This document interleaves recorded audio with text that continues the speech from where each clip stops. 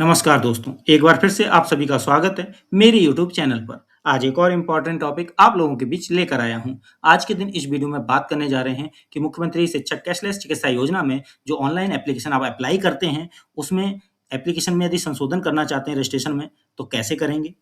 और साथ में किसी डिपेंडेंट को ऐड ना कर पाया हो तो कैसे ऐड करेंगे? और किसी डिपेंडेंट की जानकारी में संशोधन करना है तो कैसे करेंगे? इस वीडियो में समझेंगे। ठीक है?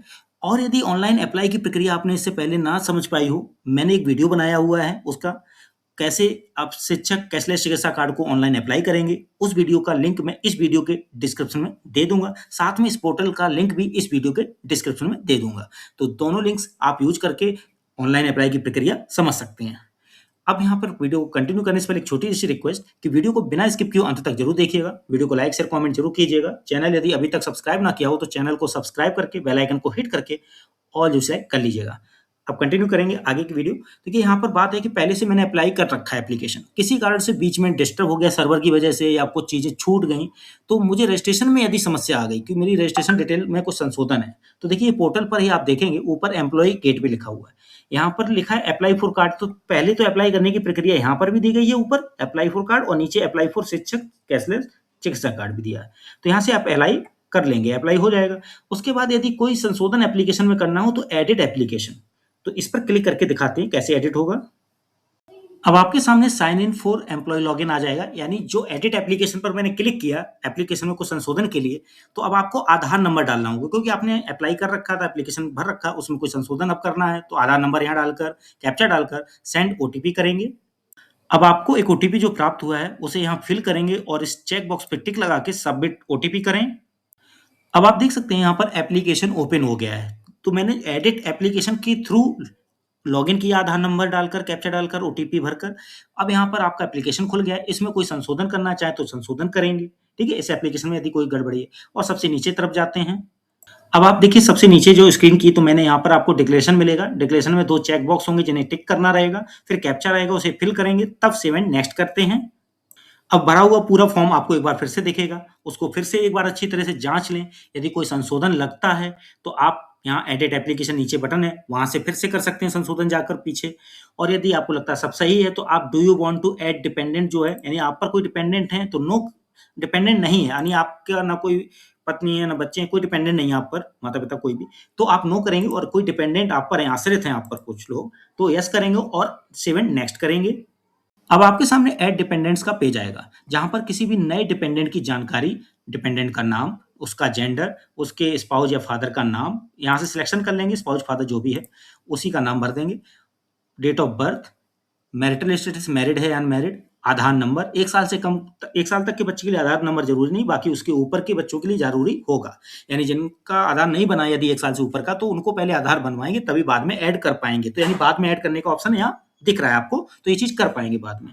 तो हैंडीकैप है कि नहीं उसकी जानकारी, रिलेशन विद एम्प्लॉयी यानी वो आपका बेटा है, बेटी है, वाइफ है, जो भी उसको चुनेंगे। परसेंटेज ऑफ डिसेबिलिटी में फिर एम्प्लॉयी स्टेटस, वो एम्प्लॉयड है या अनएम्प्लॉयड है, जो भी है उसका चयन कर लेंगे। उसके बाद डिसेबिलिटी का सर्टिफिकेट यहाँ अपलोड करेंगे जो मैक्सिमम 200 केबी का होगा। और मंथली इनकम यदि शून्य है तो शून्य लिख देंगे, यदि जो है वो लिखेंगे। और डिपेंडेंट की इनकम के रूल्स बताए गए हैं, वो आपको मैंने बताए हैं कि आप पोर्टल के पहले पेज पे जाके पढ़ सकते हैं।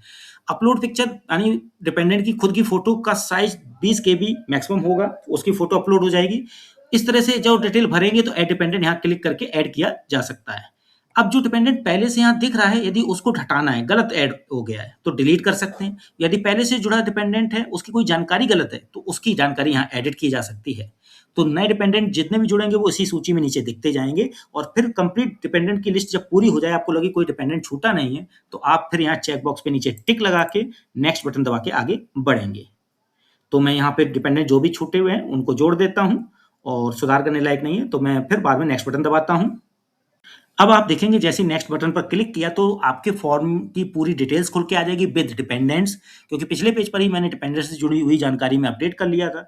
कुछ नए जोड़ने थे वो नए जोड़ दिए, पुराने में संशोधन होना था तो संशोधन भी हो सकता था और डिलीट करना था तो डिलीट भी हो सकता था पीछे। उसके बाद जब इस पेज पर आए तो आपको मिली एक सबमिट बटन, यानी फाइनल व्यू मिल गया आपके पेज का। तो इसे सबमिट करके यहाँ से सबमिट कर सकते हैं इस फॉर्म को पूरा।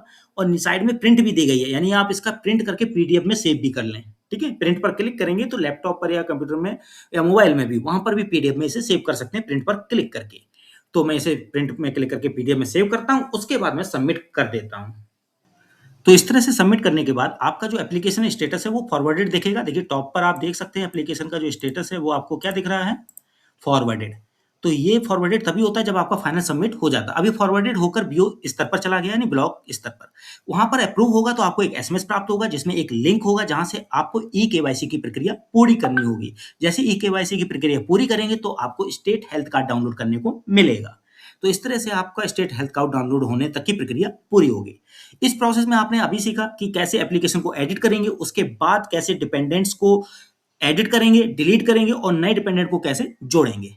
अब डायरेक्ट कैसे देखिए यहाँ पे एडिट एप्लीकेशन के थ्रू आते हुए, एप्लीकेशन में संशोधन करते हुए आगे आपको डिपेंडेंट से जुड़ी प्रोसेस करने को मिली। सीधा डिपेंडेंट ऐड करना या एडिट करना कैसे होगा वो बता देते हैं। तो देखिए सीधा डायरेक्ट यदि ऐड डिपेंडेंट्स या एडिट डिपेंडेंट्स करना हो तो आपको इसी होम पेज पर आना है और यहाँ पर एम्प्लॉय गेटवे वाले इसी ऑप्शन पर जाना और थर्ड ऑप्शन मिलेगा ऐड और एडिट डिपेंडेंट्स, यहीं पर आप क्लिक करें। तो देखिए ऐड डिपेंडेंट और एडिट डिपेंडेंट पर जब क्लिक करेंगे तो फिर से लॉगिन करने के लिए आधार नंबर और कैप्चा डालकर सेंड ओटीपी करेंगे। अब आपको जो भी ओटीपी प्राप्त हुआ उसे यहाँ फिल करें और चेक बॉक्स में टिक करके सबमिट ओटीपी करें। तो देखिए सबसे पहले यहाँ पर भी एप्लीकेशन खुल गया। अब इस एप्लीकेशन में जो भी संशोधन करने लायक यहाँ पर है वो संशोधन किया जाएगा। ठीक है, पहले जो एडिट एप्लीकेशन में किया था ना उसी तरीके से, और फिर उसके बाद संशोधन करने के बाद आप नीचे डिक्लेरेशन के दोनों चेक बॉक्स टिक करेंगे, एक्सेप्ट करेंगे और कैप्चा भर के नीचे सेव एंड नेक्स्ट करेंगे, जहां फिर आपको डिपेंडेंट से जुड़ी हुई जानकारी में संशोधन या जोड़ना हो पाएगा। तो ये कैप्चा फिल करके मैं सेव एंड नेक्स्ट करता हूँ। अब उस एप्लीकेशन में यदि कोई संशोधन था तो वो किया, उसके बाद कैप्चा फिल किया और जो डिक्लेरेशन थे उन्हें टिक कर लिया और आगे बढ़ गए सेव एंड नेक्स्ट करके। अब एप्लीकेशन पूरा यहाँ दिखेगा भी भरा भराया सा।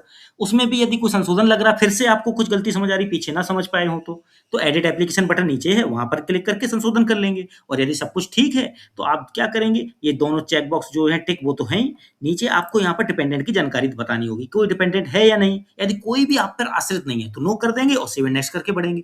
यदि आप पर आश्रित है कोई तो यस करेंगे और फिर सेव एंड नेक्स्ट करेंगे।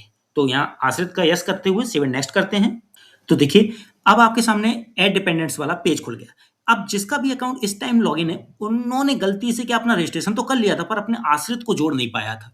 तो देखिए ऐड डिपेंडेंट्स और एडिट डिपेंडेंट्स के थ्रू या फिर एडिट एप्लीकेशन के थ्रू, दोनों के थ्रू आप इस पेज तक आ सकते हैं और सेम स्टेप बाय स्टेप आ रहे हैं दोनों में ही। तो कोई भी प्रक्रिया अपना सकते हैं लेकिन दोनों का मीनिंग अलग है। एप्लीकेशन एडिट करना हो तो हम तो कहते हैं एडिट एप्लीकेशन क्लिक करिए, डिपेंडेंट्स ऐड करने हो तो ऐड डिपेंडेंट्स या एडिट डिपेंडेंट्स क्लिक कर लीजिए। तो दोनों से आके आप यहाँ आ सकते हैं, ये सेम है। अब यहाँ पर डिपेंडेंट से जुड़ी जानकारी यदि कोई नहीं भर पाई, छूट गई थी, तो वो आप यहाँ पर भरेंगे। ठीक है, डिपेंडेंट का नाम, उसका जेंडर, उसके फादर या स्पाउस का नाम, ठीक है, date of birth, marital status, Aadhaar number. यदि 1 साल तक का है तो नहीं भरना है आधार नंबर, 1 साल से ऊपर है तो आधार नंबर भरना जरूरी है। हैंडीकैप है या नहीं, रिलेशन विद एम्प्लॉय, एम्प्लॉय के साथ क्या रिश्ता है, जैसे बेटा है तो सन, पत्नी है तो वाइफ। ठीक है, इस तरह से लेंगे। इसके बाद परसेंटेज ऑफ डिसेबिलिटी, यदि आप हैंडीकैप नो कर देंगे तो यहाँ भरना ही नहीं पड़ेगा। एम्प्लॉयमेंट स्टेटस में यदि काम करते हैं तो एम्प्लॉयड हैं, नहीं करते हैं तो अनएम्प्लॉयड हैं। ठीक है, और उनका डिसेबिलिटी सर्टिफिकेट यदि बनता है केस की हैंडीकैप हैं तो भरना, अपलोड करना होगा, मैक्सिमम साइज 200 केबी का। और उसके बाद यहाँ मंथली इनकम जो है वो आपको यहाँ पर दिखानी होगी। यदि अनएम्प्लॉय हैं तो शून्य, जैसे कि घर में बच्चे होते हैं मोस्टली पढ़ रहे हैं, एजुकेशन ले रहे हैं, तो वो शून्य इनकम हो गई उनकी। और अपलोड पिक्चर, जैसे उनकी फोटोग्राफ, जो भी डिपेंडेंट है, बेटा बेटी पत्नी या माता पिता, उनकी फोटोग्राफ मैक्सिमम 20 केबी की साइज की, वो अपलोड यहाँ कर देनी है। ठीक है, उसके बाद ऐड डिपेंडेंट बटन दबानी है, वो डिपेंडेंट आपका ऐड होकर नीचे लिस्ट में दिखने लगेगा। और इसी लिस्ट में लास्ट में आपको मैंने दिखाया था, यदि जानकारी में कोई सुधार है तो एडिट कर दीजिए और वो गलत डिपेंडेंट जुड़ा है तो डिलीट कर दीजिए। तो इस तरह से डिपेंडेंट की जानकारी यहाँ आकर जोड़ी जा सकती है, हटाई जा सकती है या फिर एडिट की जा सकती है। और यदि सब कुछ प्रक्रिया यहाँ सही हो जाएगी तो आप क्या करेंगे, यहाँ पे चेक बॉक्स टिक करेंगे और नेक्स्ट करेंगे। तो देखिए जो भी डिपेंडेंट जोड़ने थे या हटाने थे या संशोधन करने थे वो किया मैंने। उसके बाद नेक्स्ट किया तो यहाँ पर आ गए, फॉर्म पूरा भरा हुआ दिखेगा जहाँ डिपेंडेंट की जानकारी भी दिखेगी। उसी के नीचे देखिए लिखा हुआ, भरे हुए आवेदन की छायाप्रति अपने पास सुरक्षित रख लें। इसके लिए साइड में प्रिंट बटन दी गई है, वहां पर क्लिक करके इसको पीडीएफ के तौर पर सेव कर लेंगे। इसके बाद नीचे दिखाया गया कि यदि सबमिट करेंगे बटन यहाँ तो ये चला जाएगा बीओ यानी खंड शिक्षा अधिकारी के पास। जब वो अप्रूव कर देंगे तो आपको एक एसएमएस मिलेगा जिसमें एक लिंक होगा, उस लिंक के माध्यम से आपको ई केवाईसी करनी होगी। तो कैसे करनी होगी ई ई-केवाईसी वो मैं नेक्स्ट वीडियो में बताऊँगा, इसलिए जुड़े मुझसे रहें। जब ई-केवाईसी कर लेंगे तो स्टेट हेल्थ कार्ड भी डाउनलोड कर पाएँगे, ये भी नेक्स्ट वीडियो में मैं बताऊँगा। तो ये वीडियो अच्छा लगा हो तो इसको सब्सक्राइब ज़रूर कर लीजिए चैनल को, जिससे कि आगे भी चैनल के वीडियोज़ आप तक पहुँच सकें। तो मैं यहाँ पहले सबमिट करता हूँ। तो देखिए एप्लीकेशन स्टेटस आपको क्या दिखने लगा, फॉरवर्डेड।